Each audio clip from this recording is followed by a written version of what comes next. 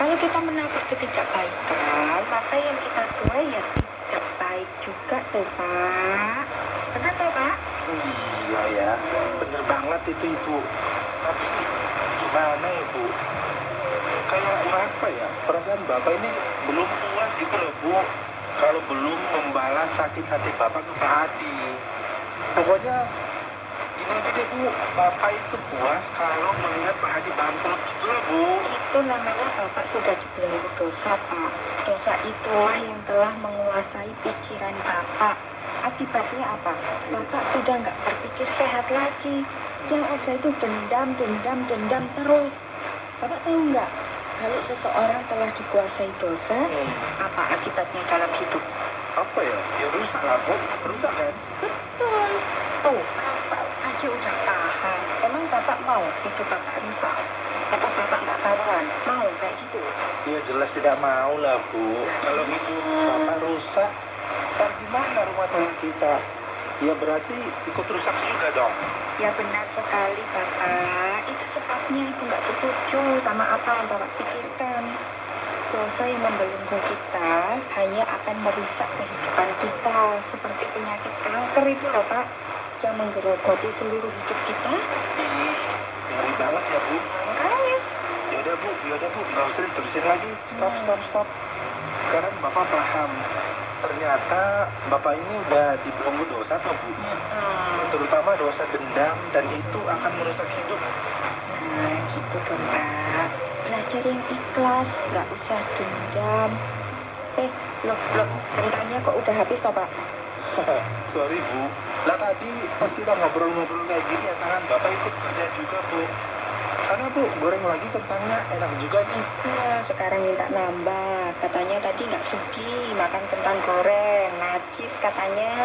Nah itu kan tadi Bu, waktu masih emosi dan dendam itu loh. Nah sekarang kan hati Bapak ini udah mulai adem. Bapak mulai paham Bu, kalau dendam itu akan merusak hidup kita. Yaudah, kalau udah paham, Ibu ke dapur dulu ya Pak, goreng kentangnya, sama buatin Bapak kopi. Nah mantap. Makasih ya Bu. Sama-sama.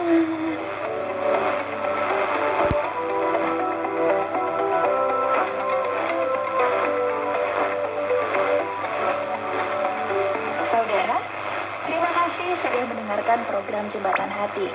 Program ini dipersembahkan atas kerjasama Yayasan Prawarta Rohani Kota Batu Jawa Timur dan Penerbit Kalam Hidup Bandung Jawa Barat.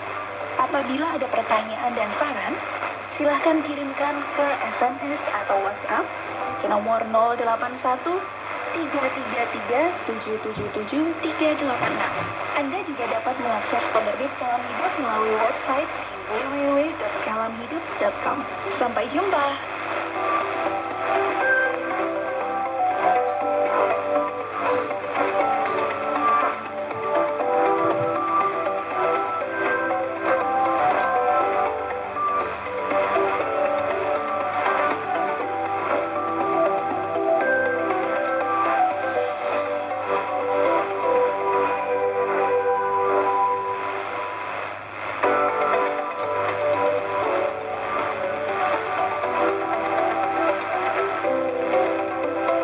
Shalom sahabat, berjumpa kembali dalam program Jembatan Hati. Manusia dibelenggu dosa, yang akan menjadi topik pembahasan kita di kali ini. Bersama dengan saya Ferlan Malanguna, mari kita simak narasi berikut ini.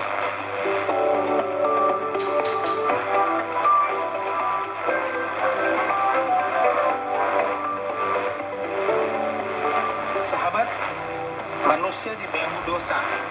Demikianlah topik yang akan kita bahas hari ini.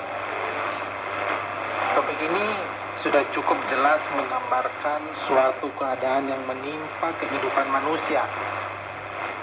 Manusia dibelenggu oleh dosa.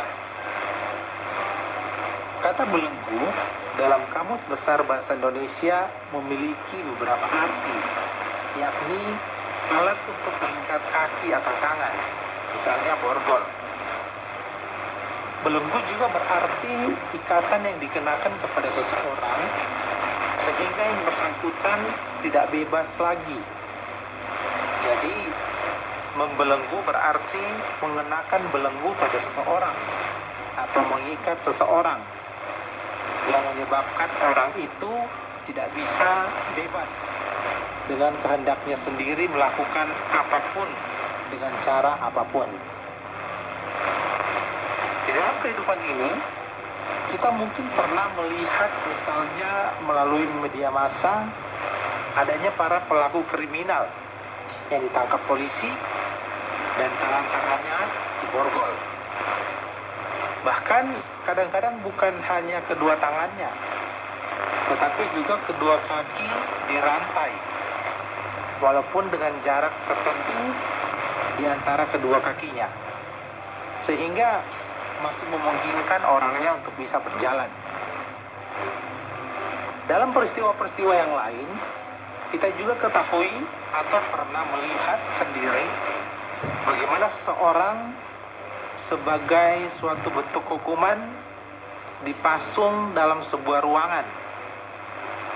Atau mungkin kita pernah melihat seseorang, mungkin saja seorang gila yang sangat berbahaya, yang dikerangkeng seperti seekor hewan dalam kurungan berpagar besi.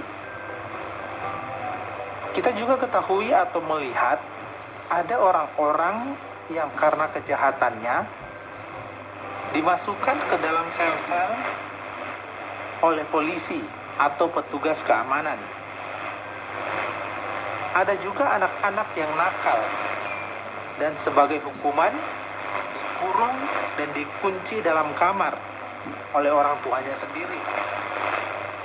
Tapi mungkin saja hal ini tidak lagi terjadi di zaman sekarang ini ya sahabat.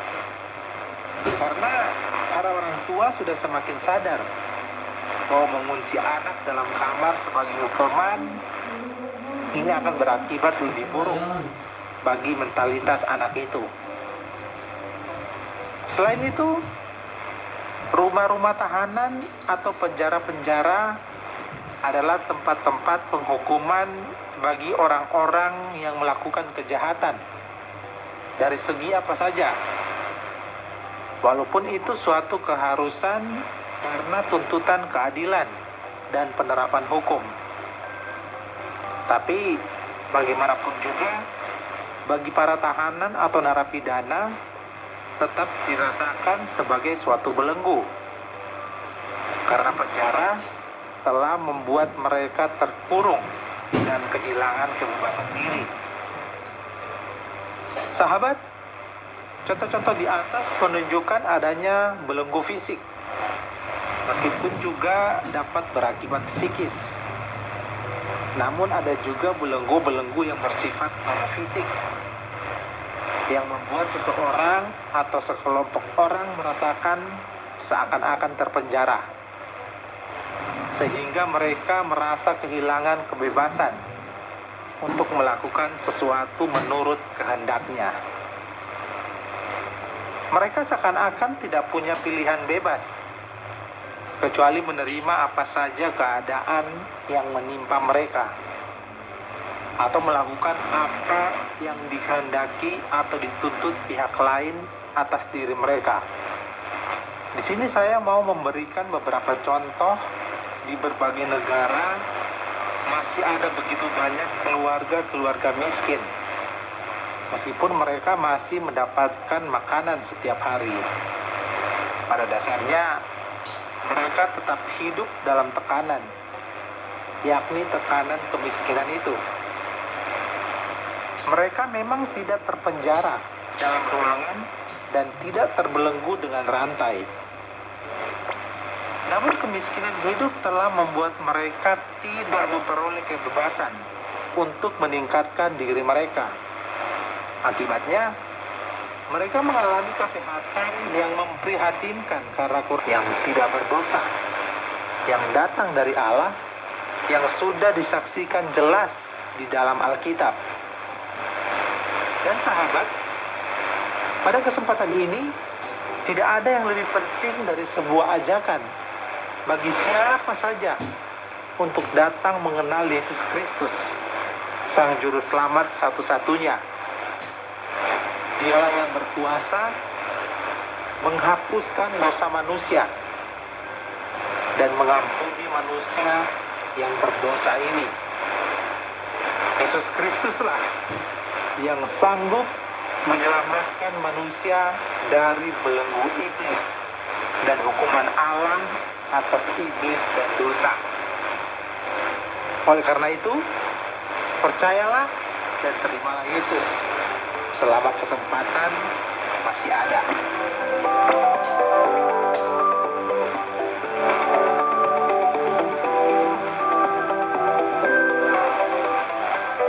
Demikian sahabat, program Jembatan Hati edisi hari ini. Kita sudah membahas tentang manusia dibelenggu oleh dosa. Semoga program ini bisa menguatkan iman kita semuanya. Saya Karul Malamuna pamit undur diri. Shalom. Program Jembatan Hati diproduksi dan dipersembahkan atas kerjasama Yayasan Terang Warta Rohani di Batu, Jawa Timur, dan Penerbit Dalam Hidup di Bandung, Jawa Barat.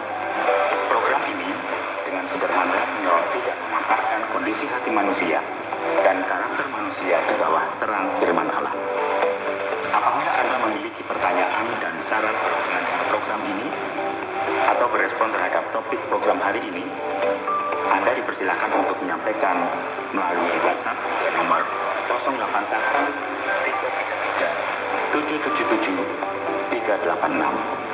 Anda dapat juga mengakses program ini ke website Penerbit Dalam Hidup, yaitu www.alamhidup.com. Terima kasih atas perhatian Anda.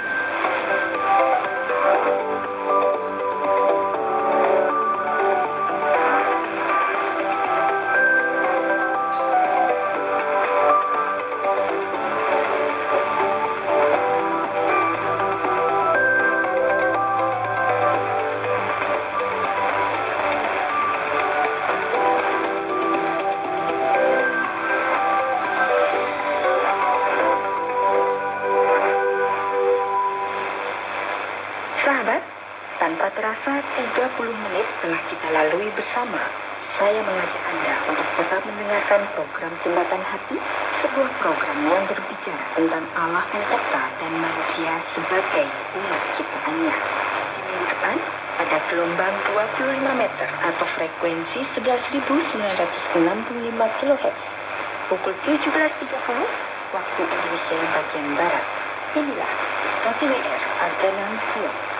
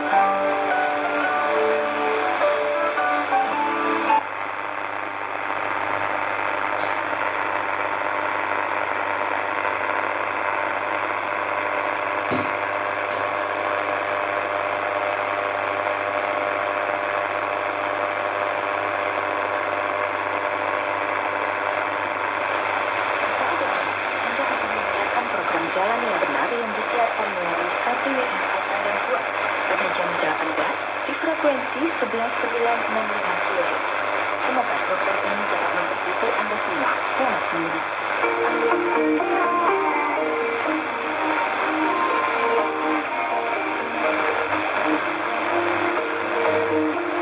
Selamat berjumpa kembali di program Jalan yang Benar. Salam kasih Tuhan. Dalam program yang lalu kita belajar bagaimana Yesus membuka mata seorang lelaki yang dilahirkan buta, tidak ada mustahil bagi Yesus. Yesus mari melawan setiap kuasa di bumi, angin, laut, roh jahat, penyakit, dan kematian. Kemana saja Yesus pergi, ramai datang kepadanya, tetapi hanya sedikit yang tahu siapa dia sebenarnya. Mereka tidak tahu bahwa Yesus adalah Tuhan kemuliaan yang datang dari surga. Hari ini kita akan melihat bagaimana Tuhan Yesus penuh dengan sinar kemuliaan Allah menyatakan dirinya seketika dia berada di atas bukit bersama 3 orang muridnya. Itu Lukas berkata, pada suatu ketika Yesus berdoa seorang diri, datanglah murid-muridnya kepadanya. Lalu ia bertanya kepada mereka, kata orang banyak, siapakah aku? Jawab mereka, Yohanes Pembaptis, ada juga yang mengatakan Elia, ada pula yang mengatakan seorang nabi-nabi yang kedua telah bangkit. Yesus bertanya kepada mereka, menurut kamu siapakah aku ini? Jawab Petrus, Mesias dari Allah. Yesus menjawab, diberkatilah engkau Simon anak Yunus, karena hal ini tidak dinyatakan kepadamu oleh manusia, tetapi oleh Bapa-Ku di surga. Yesus bertanya kepada mereka, kata orang ramai, siapakah aku ini? Para murid menjawab bahwa kebanyakan orang mengatakan dia adalah seorang nabi. Kemudian Yesus bertanya lagi kepada mereka, kamu pikir siapakah aku ini? Simon Petrus berkata kepada Yesus, engkau adalah Mesias, anak Allah yang hidup. Sesungguhnya apa yang Yesus tanyakan kepada murid-muridnya adalah soalan yang paling penting yang mesti dijawab oleh setiap orang. Saudaraku, pada pendapat Anda siapakah Yesus? Adakah kamu menggolongkan dia dengan para nabi? Adakah Anda percaya bahwa Yesus ialah Mesias, penebus yang Allah janjikan pada nenek moyang kita? Adakah Anda percaya bahwa Yesus adalah anak Allah yang hidup? Seperti yang Anda katakan, sehingga hari ini ramai orang menafikan bahwa Yesus adalah anak Allah kerana mereka menganggap gelaran itu bermaksud Allah mempunyai istri dan mempunyai anak daripadanya. Kemuliaan, dengar di sini, kemuliaan Allah lebih besar daripada itu. Allah adalah roh dan tidak diperanakan dengan cara manusia. Begitu juga dengan Yesus, Mesias yang dilakukan oleh seorang darah. Dia adalah firman Allah dan roh Allah. Hanya Yesus yang layak dipanggil anak Allah yang maha tinggi. Sebab dialah firman yang pada mulanya bersama-sama dengan Allah. Ini adalah misteri yang hebat. Tetapi lebih daripada itu, saudaraku, dia adalah kebenaran yang hebat. Allah mengutus anaknya ke dunia. Yesus menunjukkan watak Allah di bumi. Sesiapa yang melihat anak akan tahu bagaimana Bapa itu. Sesiapa yang melihat Yesus akan tahu bagaimana Allah itu. Yesus dipanggil anak Allah kerana dia datang dari Allah. Kerana dia adalah seperti Allah. Kerana dia benar-benar firman Allah dan roh Allah. Terus berkata, Yesus adalah Mesias, anak Allah yang hidup. Matius pasal 16. Sejak waktu itu, Yesus mulai mengatakan kepada murid-muridnya bahwa dia harus pergi ke Yerusalem, menanggung banyak penderitaan daripada tua-tua imam-imam kepala dan ahli Taurat, lalu dibunuh dan dibangkitkan pada hari yang ketiga. Tetapi Petrus menarik Yesus ke samping lalu menegur dia, katanya, Tuhan, kiranya Allah menjauhkan hal itu. Hal itu sekali-kali tak menimpa engkau. Maka Yesus berpaling kepada Petrus, nyalah iblis, engkau suatu batu sandungan bagiku, sebab engkau bukan berfikir apa yang dipikirkan Allah, melainkan apa yang dipikirkan oleh manusia. Adakah Anda mendengar apa yang Yesus katakan kepada murid-muridnya? Dia berkata dia mesti pergi ke Yerusalem dan harus menderita banyak di tangan imam dan ahli Taurat, dan bahwa dia mesti dibunuh dan dibangkitkan pada hari yang ketiga. Jadi Yesus mengumumkan bahwa dia akan menumpahkan darahnya untuk membayar hutang bagi dosa manusia.